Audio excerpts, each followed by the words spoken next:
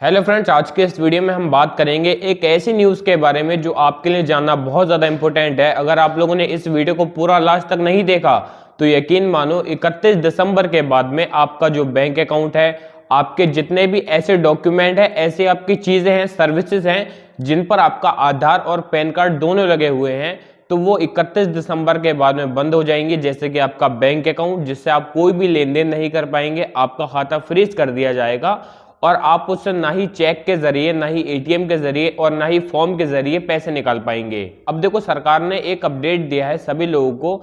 ये जो स्कीम है ये 3 महीने पहले से चल रही है, लेकिन मैं आप लोगों को अब बता दूं क्योंकि इस टाइम में बहुत ज़्यादा वीडियोस बनाई जा रही है, बहुत ज़्यादा आप लोगों के ऊपर सवाल जवाब और क्वेश्चंस होंगे कि आखिरकार ऐसा सच में होगा क्या? हमारा खाता भी फ्रीज हो सकता है? हम अगर किसी खाते के मालिक हैं, पैसा हमारा पड़ा हुआ है, क्या हम उसको कभी नहीं निकाल पाएंगे? तो हाँ, ये एकदम सही बात है। अगर आप लोगों का आधार कार्ड पैन कार्ड से लिंक नहीं है तो आप लोग अपने बैंक अकाउंट से या फिर किसी भी अदर सर्विसेज से जहां पर आपका आधार और पैन कार्ड यूज हुआ है वहां पर आप कोई भी काम को नहीं कर पाएंगे। वो काम एकदम आपके बंद हो जाएंगे। यानी कि आप इस चीज को मान लीजिए कि जो आपका पैन कार्ड है वो सिर्फ एक कागज का टुकड़ा बनकर रह जाएगा, उसका कोई भी काम नहीं होगा 31 दिसंबर के बाद। तो मेरे भाइयों, आज की इस वीडियो में मैं आप लोगों को बताऊंगा। देखो, अगर आप लोगों का आधार कार्ड पैन कार्ड से लिंक नहीं है या फिर ऐसा है कि लिंक आपने करा लिया था लेकिन अभी भी आपको डाउट है, शक है कि हमारा लिंक होगा नहीं होगा, चेक किस तरीके से करें, आज की इस वीडियो में सिर्फ 2 मिनट का काम है। 2 मिनट में मैं आप लोगों को बताऊंगा किस तरीके से आप अपने फोन के जरिए आधार कार्ड और पैन कार्ड एक दूसरे से लिंक है या नहीं, इस चीज को चेक कर सकते हैं। अगर लिंक नहीं है तो किस तरीके से लिंक करना होगा, आज की इस वीडियो में ये सब चीजें बताने वाला हूं।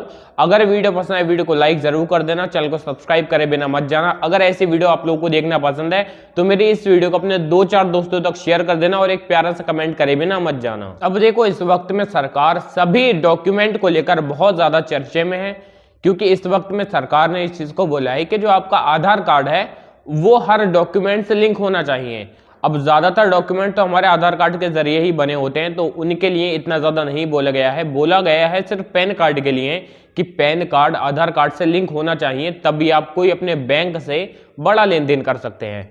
अब इससे क्या मतलब होता है? इसका मतलब यह है, देखो, बैंक अकाउंट के अंदर मान लेते हैं कि पैन कार्ड लगा हुआ नहीं है, मेरे खाते पर भी पैन कार्ड लगा हुआ नहीं है, तो मैं 5,000 से ऊपर जो है ट्रांजैक्शन नहीं कर पाता हूं। 5,000 तक की लिमिट है। अगर मैं पैन कार्ड लगा लेता हूं तो मैं कितना भी बड़ा ट्रांजैक्शन कर सकता हूं। आपके खाते पे अगर पैन कार्ड लगा हुआ है तो आप जितने रुपए चाहें उतने निकाल सकते हैं, उसमें कोई दिक्कत वाली बात नहीं आती है। अब आप खुद सोचो, जब पैन कार्ड आधार कार्ड से लिंक नहीं होगा तो 31 दिसंबर के बाद में गवर्नमेंट ने इस चीज को बोला है कि आपका जो पैन कार्ड है वो सिर्फ एक कार्ड बनकर रह जाएगा कूड़े कबाड़े के लिए, क्योंकि उसको इनएक्टिव कर दिया जाएगा, यानी कि उसको बंद कर दिया जाएगा। आप ना ही अपने बैंक से कोई ट्रांजैक्शन कर पाएंगे बड़े अमाउंट में, जैसे 50,000 से ऊपर के अमाउंट में आप कोई ट्रांजैक्शन नहीं कर सकते। 5-10 हज़ार रुपये आप निकाल सकते हैं, उसमें दिक्कत नहीं आएगी, लेकिन ऐसा हो सकता है कि बाद में आपके खाते भी फ्रीज कर दिए जाएं। अब सरकार ने इस चीज को तो ये बोल दिया है कि आप आधार कार्ड से हर डॉक्यूमेंट को लिंक करो, लेकिन फिर भी आधार कार्ड आपकी मान्यता का प्रमाण नहीं है, यानी कि उससे ये प्रूफ नहीं होता है कि आप एक भारत के नागरिक हैं। अगर आप अपने आधार कार्ड को पैन कार्ड से लिंक नहीं करते हैं तो 31 दिसंबर के बाद में आपका जो पैन कार्ड है वो डीएक्टिवेट हो जाएगा। अब अगर आपका आधार कार्ड पैन कार्ड से लिंक नहीं है, भले ही आपने अपने आधार कार्ड से ही पैन कार्ड को बनवाया था, लेकिन फिर भी सिर्फ 2 मिनट का समय निकालकर इनकम टैक्स की वेबसाइट पर जाकर किस तरीके से चेक करना होगा। चेक करने में कोई बुराई नहीं है मेरे भाई, अभी वक्त है, 31 दिसंबर काफी दूर है। अगर आप अभी चेक करके इसको लिंक कर लेते हैं और आपका लिंक नहीं है तो अभी आपको कोई परेशानी नहीं होगी, लेकिन 31 दिसंबर के बाद में आप ना ही इसको लिंक कर पाएंगे, आपके खाते में भी दिक्कत आ सकती है, अदर डॉक्यूमेंट में भी दिक्कत आ सकती है। तो प्लीज 2 मिनट का समय निकालकर इस काम को पूरा करें। और आज के इस वीडियो में मिडल ईस्ट को लेकर भी कुछ खबरें बताने वाला हूं। ईरान और इजराइल के बीच में कभी भी जंग शुरू हो सकती है। फिलहाल अभी हम बात करेंगे टैक्स इन्फॉर्मेशन का, यानी कि पैन कार्ड को हम किस तरीके से लिंक करेंगे, या फिर लिंक है तो चेक किस तरीके से करेंगे। चलिए वीडियो को शुरू करते हैं। तो सबसे पहले आपको अपने गूगल को ओपन कर लेना होगा, ठीक है। यहाँ पर उसके बाद आप सर्च करेंगे टैक्स डिपार्टमेंट होम, ठीक है। इस तरीके से आप करेंगे, उसके बाद में यहाँ पर आ चुका है इनकम टैक्स डिपार्टमेंट, इसके ऊपर आप क्लिक करेंगे और क्लिक करने के बाद में यहाँ इस तरीके से नीचे करेंगे तो आप देख सकते हैं यहाँ पर बहुत सारे इस तरीके से ऑप्शन आए हुए हैं, ठीक है। तो आप नीचे करते जाएंगे, सबसे लास्ट में आने के बाद में यहाँ पर आता है लिंक आधार स्टेटस, ठीक है। इसके ऊपर आपको क्लिक कर लेना होगा चेक करने के लिए कि आपका लिंक है या फिर नहीं। उसके बाद में थोड़ी देर आप वेट करेंगे जब तक ये वेबसाइट ओपन होती है, ठीक है। यहाँ पर जब आपकी वेबसाइट ओपन हो जाएगी, वेबसाइट ओपन होने के बाद में दो ऑप्शन आते हैं। देखो ये एक तो आएगा पैन का, एक आता है आधार नंबर का। तो ऊपर वाले में आपको अपना पैन कार्ड का नंबर डालना है, नीचे वाले में आपको अपने आधार कार्ड का नंबर डालना है। पर इस तरीके से जब आप अपने आधार और पैन कार्ड का नंबर यहाँ डाल देंगे, फिर आता है यहाँ पर व्यू लिंक आधार स्टेटस करके एक ऑप्शन आता है ब्लू कलर में। इसके ऊपर आपको एक बार क्लिक कर देना होगा। क्लिक करने के बाद में यहाँ पर आपके सामने क्या लिख कर आएगा, आप इस चीज से पहचान सकते हैं कि आपका आधार कार्ड लिंक है या नहीं। यहाँ पर लिख कर आएगा योर पैन, फिर आएगा पैन कार्ड का नंबर, फिर आएगा is already link to given Aadhaar और आधार का नंबर। यानी कि इससे होता है कि हाँ हमारा आधार कार्ड से पैन कार्ड लिंक है। लेकिन ऐसा होता है कि आपके सामने ये लिखकर नहीं आता है, ये लिखकर आता है कि आपका आधार कार्ड से पैन कार्ड लिंक नहीं है, इसको लिंक करो। तो किस तरीके से करना होगा, सबसे पहले इसको क्लोज पर क्लिक करके हम एक बार बैक जाएंगे और बैक जाने के बाद में इस तरीके से देखिए बैक चले जाते हैं हम। और बैक जाने के बाद में यहाँ पर नीचे जाते हैं दोबारा से। अब आता है देखो लिंक आधार, ठीक है। लिंक आधार का ऑप्शन आ रहा है, इसके ऊपर हम क्लिक करेंगे और इसको लोड होने देंगे थोड़ी देर के लिए, क्योंकि इसमें थोड़ा सा वेबसाइट थोड़ी स्लो चलती है। अब यहाँ पर देखो ये हमारा ओपन हो चुका है। अब ओपन होने के बाद में यहाँ पर देखो सबसे पहले वाले इसमें डालना है आपको पैन कार्ड का नंबर। उसके बाद में यहाँ पर जो नीचे वाला है इसमें डालना है आपको आधार कार्ड का नंबर। और उसके बाद में यहाँ पर ये वाला ऑप्शन जो है ये आपका नीले कलर में हो जाएगा वैलिडेट का। इसके ऊपर आपको क्लिक कर देना होगा। जो आपका मोबाइल नंबर लगा होगा उस पर ओटीपी जाएगी, फिर आएगा यहाँ पर ओटीपी डालने का ऑप्शन। ओटीपी डालेंगे, फिर आपका जो आधार कार्ड से पैन कार्ड है वो लिंक हो जाएगा। और मैं उन सभी यूट्यूबर से गुजारिश करूंगा जो इस तरीके की वीडियो बनाते हैं, लोगों को डराते हैं, धमकाते हैं कि भाई अगर आप आधार कार्ड लिंक नहीं करेंगे तो आधार कार्ड पैन कार्ड खराब हो जाएगा, इस तरीके की परेशानियां आएंगी, खाते से पैसे नहीं निकाल पाएंगे, बैंक अकाउंट फ्रीज और ब्लॉक हो जाएगा। तो मेरे भाई मैं आप सभी लोगों से इतना बोलूंगा, जब इस तरीके के डराते हो ना लोगों को तो उस चीज का सॉल्यूशन बताया करो, क्योंकि आजकल के जमाने में ऑनलाइन हर चीज का सॉल्यूशन अवेलेबल है। जिस तरीके से मैंने आप लोगों को बताया किस तरीके से अगर नहीं है लिंक तब कर सकते हैं, है तो किस तरीके से चेक कर सकते हैं।